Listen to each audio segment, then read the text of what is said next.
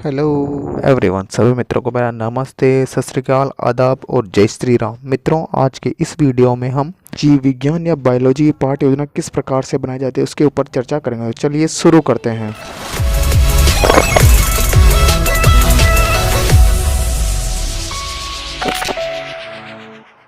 मित्रों, सबसे पहले जो आपकी दैनिक पाठ्य योजना डायरी है उसके ऊपर ही ऊपर आपको पाठ्य योजना का क्रमांक लगा लेना है, जो भी आपकी पाठ्य योजना का क्रमांक है। उसके पश्चात में आपका जिस विद्यालय में बीएड या बीएसटीसी का प्रशिक्षण प्रोग्राम चल रहा है उस विद्यालय का आपको नाम लिख देना है। जिस क्लास की आप बना रहे हो पाठ्य योजना वो क्लास आ जाएगी। कक्षा 8 की आज अपन पाठ्य योजना तैयार करें तो कक्षा 8 आ जाएगी।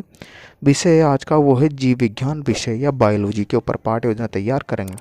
दिनांक, कालांश और समयावधि, समयावधि जो आपकी 30 मिनट हो जाएगी और जिस दिनांक को आप बना रहे हो वो दिनांक और कालांश आप लगा लीजिए। मित्रों, आज का जो अपना प्रकरण है वो है कार्बन डाइऑक्साइड। इस कार्बन डाइऑक्साइड प्रकरण के ऊपर आज अपन पाठ्य योजना तैयार करेंगे। तो मित्रों, इसके पश्चात में आपको ये सारी खाना पूर्ति कर लेनी है। इसके पश्चात में आपकी जो नेक्स्ट हेडिंग निकल के आती है वो है आपके शिक्षण के उद्देश्य से। तो हेडिंग लगा लीजिए शिक्षण के उद्देश्य से, और इसके अंदर आपको 4 कॉलम बनाने, क्रम संख्या, उद्देश्य, विशिष्टीकरण और अपेक्षित व्यवहारगत परिवर्तन। मित्रों, मैं आपको एक चीज़ और बता देता हूँ।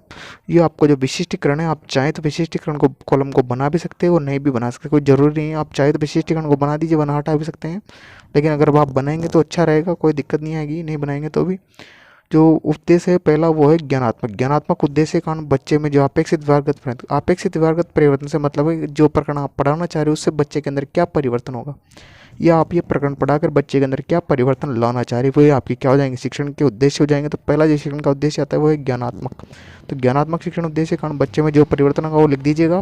विद्यार्थी CO2 के बारे में प्रत्याशमन प्रत्याभिज्ञान कर सकेंगे। द्वितीय आता है अवबोध। अवबोध संबंधी जो अपेक्षित व्यवहारगत परिवर्तन है वो लिख दीजिए, और विशिष्टीकरण में बदल दिया मैंने, अंतर और सीखेंगे। विद्यार्थी CO2, O2 आदि में अंतर कर सकेंगे। विद्यार्थी CO2 के बारे में उदाहरणों के माध्यम से सीख कर सकेंगे। तीसरा आता है ज्ञानोपयोग। इसका विशिष्टीकरण हो जाएगा दैनिक जीवन में उपयोग।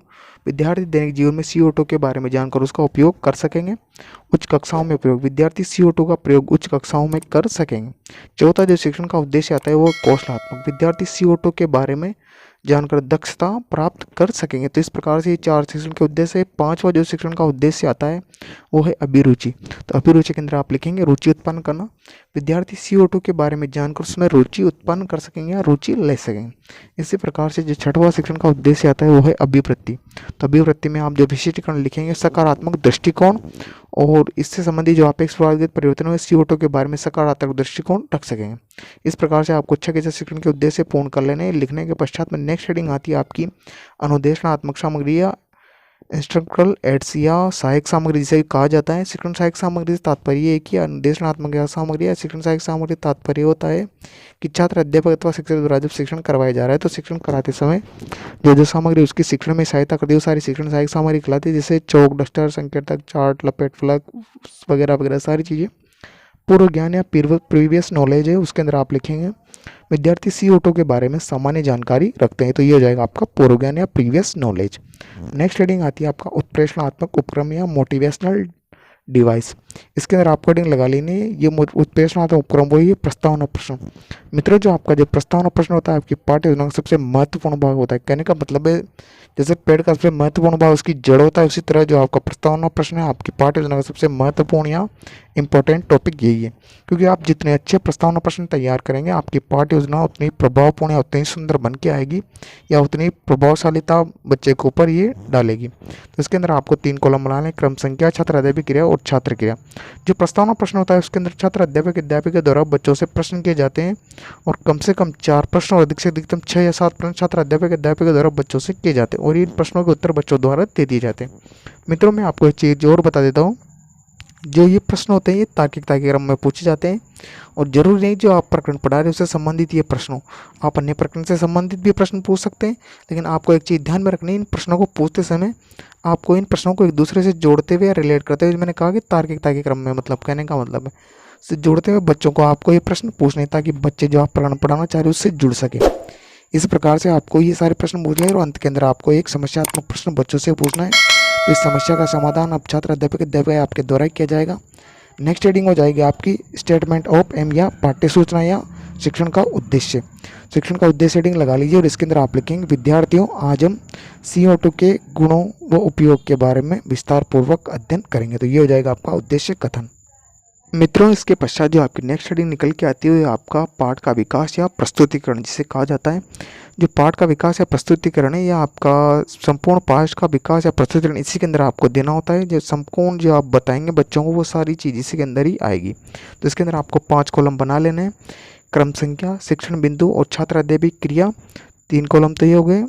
और जो तीसरा कॉलम है वो कॉलम हो जाएगा आपका छात्र क्रिया, सहायक सामग्री और श्याम पटकार। इन 5 कॉलमों को आपको एक ही पेज पर बनाना है, अलग अलग पर मत बनाए। मतलब अगर नहीं आता है तो आपको उसके अंदर आराम से आ जाएंगे आपके। ये 5 कॉलम बनाने के पश्चात में जो पहला कॉलम है आपका शिक्षण बिंदु वाला कॉलम, उसके अंदर शिक्षण बिंदु लिखना है पहला कार्बन डाइऑक्साइड। इस शिक्षण बिंदु के अंतर्गत जो छात्र अध्यापक क्रिया है उसके अंदर आप लिखेंगे इसके विकासात्मक प्रश्न लिखेंगे। विकासात्मक कोयले में क्या पाया जाता है तो इसका जो उत्तर दे देंगे छात्र क्रिया में लिखेंगे। अगले में पेज पे मैं आपको लिखा दूंगा। पहले आप जो छात्र अध्यापक क्रिया वाले कॉलम को परिपूर्ण कर लीजिए एक बार। इसी प्रकार से विकासात्मक प्रश्न इनको लिख लीजिए और छात्र कथन को लिखेंगे कार्बन डाई एवं इसके यौगिकों को CO2 की पर्याप्त मात्रा में जलाने पर CO2 के रूप में प्राप्त होती है। गहरे कुओं, गुफाओं, खानों व चूने के भट्टों के निकट ये गैस अधिक मात्रा में पाई जाती है। वायुमंडल में इसका प्रतिशत 0.03% है। तो ये हो जाएगा कार्बन डाइऑक्साइड के बारे में छात्र अध्यापक का कथन ये हो जाएगा। तो इसके समक्ष जो मैं आपको छात्र क्रिया लिखाऊंगा तो मैं अगले पेज पर लिखा दूंगा। एक बार आप मैं द्वितीय शिक्षण बिंदु भी लिखा देता हूँ। इस द्वितीय शिक्षण बिंदु के अंतर्गत मैं आपको उसके जो विकासात्मक प्रश्न वगैरह सारी चीज़ें एक साथ एक पेज पर लिखा दें। उसके पश्चात आपको अगले पेज पर मैं छात्र क्रिया, शिक्षण विधि और श्याम पटकार है उसको मैं परिपूर्ण करवा दूंगा। द्वितीय शिक्षण बिंदु आता है कार्बन डाइऑक्साइड के गुण। इसके जो विकासात्मक प्रश्न है विकासात्मक प्रश्न को आप लिख लीजिए। श्वसन से हम कौन सी गैस छोड़ते तो इसकी जो छात्र क्रिया उसमें अगले पेज में आप लिख लीजिए। छात्र कथन लिख लेंगे ये रंगहीन, मीठी, गंधहीन गैस है। यह जलने में अल्प विलेय है। ये O2 की तुलना में भारी होती है। ये कार्बन मोनोऑक्साइड के समान विषैली नहीं होती है। प्रकृति में यह अम्लीय तथा जल में विलय होकर कार्बोक्सिलिक अम्ल का निर्माण करती है। इस प्रकार से ये हो जाएगा आपका शिक्षण बिंदु और छात्र अध्यापक क्रिया वाला कॉलम। इसके पश्चात में जो आपका तीसरा कॉलम आता है उसको परिपूर्ण करेंगे छात्र क्रिया। छात्र क्रिया के अंदर देखिए मैंने पहले शिक्षण बिंदु के अंतर्गत जो विकासात्मक प्रश्न पूछे थे उन विकासात्मक प्रश्नों के बच्चे उत्तर दे देंगे। CO2 सारे प्रश्नों को आप उत्तरों को आप लिख लीजिए। सहायक सामग्री के अंदर ये आपकी कौन सी विधि चल रही है, प्रश्नोत्तरी विधि। तो किसके प्रश्नोत्तरी विधि कौन सी में चलेगी, विकासात्मक प्रश्नों में प्रश्नोत्तरी विधि ली उनके सामने। और जो श्याम पटकार को मैंने छात्र अध्यापक कथन लिखा उसके महत्वपूर्ण बिंदु को आप इसके अंदर लिख लीजिए ब्लैक चार्ट लगा के। और जो छात्र अध्यापक कथन है उसके अंदर जो छात्र क्रिया लिखेंगे विद्यार्थी ध्यानपूर्वक सुनेंगे, अपनी पाठ्य पुस्तिका में नोट कर लेंगे। और जो छात्र अध्यापक कथन के समक्ष व्याख्यान विधि हो जाएगी। आपकी विधि कौन सी हो जाएगी, व्याख्यान विधि। और जो द्वितीय शिक्षण बिंदु आता है उसके समक्ष जो विकासात्मक प्रश्न मैंने आपसे पूछे थे उन विकासात्मक प्रश्नों के बच्चे उत्तर दे देंगे। उत्तरों को लिख लीजिए। और जो विकासात्मक प्रश्न है उसके पश्चात ये नीचे के अंदर मैंने लिखा है था आपको छात्र अध्यापक कथन। तो छात्र अध्यापक कथन के समक्ष जो छात्र क्रिया वाले कॉलम में लिखेंगे विद्यार्थी ध्यानपूर्वक सुनेंगे, अपनी पाठ्य पुस्तिका में नोट्स करेंगे। और विकासात्मक प्रश्न के बाद में जो लिखा है जब ये व्याख्यान विधि हो जाएगी।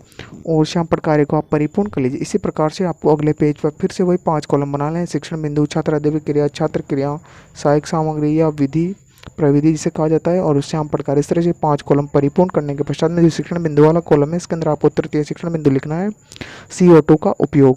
इसके समक्ष जो विकासात्मक प्रश्न है उन विकासात्मक प्रश्नों को आप ध्यानपूर्वक लिख लीजिए। विकासात्मक प्रश्न लिखने के पश्चात में आपको जो छात्र कथन है उस छात्र अध्यापक कथन को लिखेंगे। ठोस CO2 ही शुष्क बर्फ कहते हैं किसको, ठोस CO2 होती है वही क्या कहलाती है, शुष्क बर्फ कहलाती है।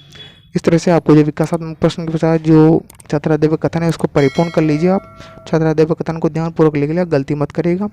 पेड़ पौधे दिन में CO2 का उपयोग करके प्रकाश संश्लेषण की क्रिया करते हैं क्योंकि यह क्रिया रात में नहीं होती है, अतः रात को CO2 का उपयोग नहीं होने से पेड़ों के नीचे इसकी सघनता बढ़ जाती है। मित्रों, इसी प्रकार से जो आपकी पाठ्य योजना है वो पाठ्य योजना के अंदर आपको जो 2 कॉलम मैंने लिखा दिए हैं। तीसरा कॉलम आता है आपका विद्यार्थी क्रिया। तो विद्यार्थी क्रिया वाले कॉलम को आप कंप्लीट कर लीजिए ठीक इसी प्रकार से जैसे पहले कंप्लीट किया था। 5 कॉलम लिखने हैं आपको। और जो शिक्षण विधि है, शिक्षण विधि प्रश्नोत्तरी विधि हो जाएगी। और श्याम पटकार को आप परिपूर्ण कर लीजिए। और जो विकासात्मक प्रश्न लिखने के पश्चात में जो उत्तर लिख लेंगे और जो आपका जो छात्राध्याय कथन है उस छात्राध्याय कथन के समक्ष विद्यार्थी ध्यानपूर्वक सुनेंगे। विधि कौन सी चल रही है आपकी? व्याख्यान विधि। मित्रों, इस प्रकार से जो आपकी पाठ्य योजना है वो पाठ्य योजना यहीं पे समाप्त होती है। लेकिन उससे पहले आपको हेडिंग लगा लेनी है पुनरावर्ती प्रश्न। जो पुनरावर्ती प्रश्न होते हैं वो प्रत्येक शिक्षण बिंदु के पश्चात में पूछे जाते हैं। मैंने एक बार ही लिखा है, जब भी आप पाठ पढ़ाएं तो आपको पुनरावर्ती प्रश्न बार बार प्रत्येक शिक्षण बिंदु के पश्चात पूछने हैं।